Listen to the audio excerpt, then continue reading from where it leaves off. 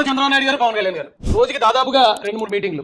అసలు వాళ్ళకి సమయం ఎక్కడ కుదురుతుందో, అంత ఓపిక ఎక్కడి నుంచి వచ్చింది అర్థం కావట్లేదు. కానండి ఒక రోజు ఉత్తరాంధ్రలో ఉంటే మరో రోజు రాయలసీమలో కనపడుతున్నారు, మరో రోజు కోస్తాంధ్రలో కనపడుతున్నారు. పగలు రాత్రి అని తేడా లేకుండా వాళ్ళు మీటింగ్లు కండక్ట్ చేస్తూ ప్రజలను చైతన్యం చేసుకుంటూ అసలు అద్భుతమైన శ్రమ అనమాట అండి. అయితే కింద స్థాయిలో ఇప్పుడు ఎమ్మెల్యే క్యాండిడేట్ ఉన్న వ్యక్తులు ఎవరైతే కూటమి అభ్యర్థులుగా పోటీ చేస్తున్నారో వారి విధులు మరి సక్రమంగా నిర్వర్తిస్తున్నారా లేదా, వారు నిర్వర్తించకపోయినా సరే పెద్దలిద్దరి కష్టం కూడా బూడిదలో పోసిన పన్నీర్ అయిపోద్ది. ఎందుకు చెప్తున్నానంటే ఇది తెలుగుదేశం పార్టీ కానీ జనసేన పార్టీ కానీ సాంప్రదాయ రాజకీయాలు తీసుకెళ్తున్నారు. ఒక 20 సంవత్సరాల క్రితం ఎలాగైతే జరిగిందో అదే విధంగా పలానా కులానికి ఇది చేస్తాం, మీకు న్యాయం చేస్తాం, రాష్ట్రాన్ని అభివృద్ధి చేస్తాం, ఈ టైప్ లో చంద్రబాబు నాయుడు గారు కానీ పవన్ కళ్యాణ్ గారు కానీ ముందు వెళ్తున్నారు.